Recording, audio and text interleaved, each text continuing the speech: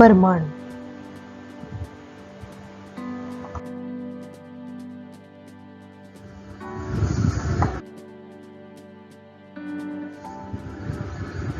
परमाणु क्या होते हैं?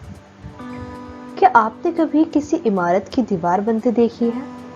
इन दीवारों से एक कमरा एवं कई कमरों के समूह से एक इमारत निर्मित होती है। उस विशाल इमारत की रचनात्मक इकाई क्या है? किसी आंट हिल की रचनात्मक इकाई क्या है? यह रेत का एक छोटा सा कण होता है। इसी प्रकार सभी द्रव्यों की रचनात्मक इकाई परमाणु होता है।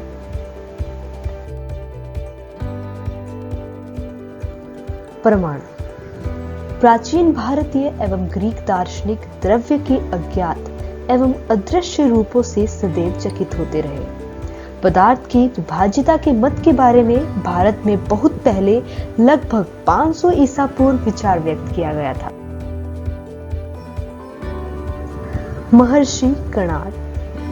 भारतीय दार्शनिक महर्षि कर्णाद ने प्रतिपादित किया था कि यदि हम द्रव्य पदार्थ को विभाजित करते जाएं, तो हमें छोटे छोटे कण प्राप्त होते जाएंगे तथा अंत में एक सीमा आएगी जब प्राप्त कण को पुनः विभाजित नहीं किया जा सकेगा, अर्थात वह सूक्ष्मतम कण अविभाज्य रहेगा।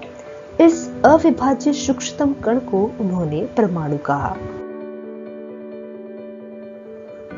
लगभग इसी समय ग्रीक दार्शनिक डेमोक्रिटस व ल्यूसिपस ने सुझाव दिया था कि यदि हम द्रव्य को विभाजित करते जाएं, तो एक ऐसी स्थिति आएगी जब प्राप्त कण को पुनः विभाजित नहीं किया जा सकेगा। उन्होंने इन अविभाज्य कण को परमाणु अर्थात अविभाज्य कहा था। ये सभी सुझाव दार्शनिक विचारों पर आधारित थे। इन विचारों की वैधता सिद्ध करने के लिए 18वीं शताब्दी तक कोई अधिक प्रयोगात्मक कार्य नहीं हुए थे। परमाणु कितने बड़े होते हैं? परमाणु बहुत छोटे होते हैं। ये किसी भी वस्तु जिसकी हम कल्पना या तुलना कर सकते हैं से भी छोटे होते हैं। लाखों परमाणुओं को जब एक के ऊपर एक चट्टे के रूप में रखें तो बड़ी कठिनाई से कागज की एक शीट जितनी मोटी परत बन पाएगी। परमाणु त्रिज्या को नैनोमीटर में मापा जाता है। 10⁻⁹ मीटर बराबर 1 नैनोमीटर। 1 मीटर बराबर 10⁹ नैनोमीटर।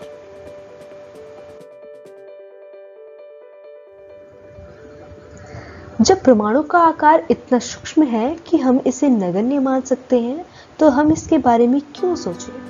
हम इसके बारे में इसलिए सोचते हैं क्योंकि हमारा पूरा विश्व ही परमाणुओं से बना है। चाहे हम उन्हें देख नहीं सके, फिर भी वे यहाँ विद्यमान है तथा हमारे प्रत्येक क्रियाकलापों पर उनका प्रभाव पड़ता रहता है। अब हम आधुनिक तकनीकों की सहायता से तत्वों की सतहों के आवर्धित प्रतिबिंबों को दिखा सकते हैं, जिनमें उपस्थित परमाणु स्पष्ट दिखाई देते हैं। Thank you for watching.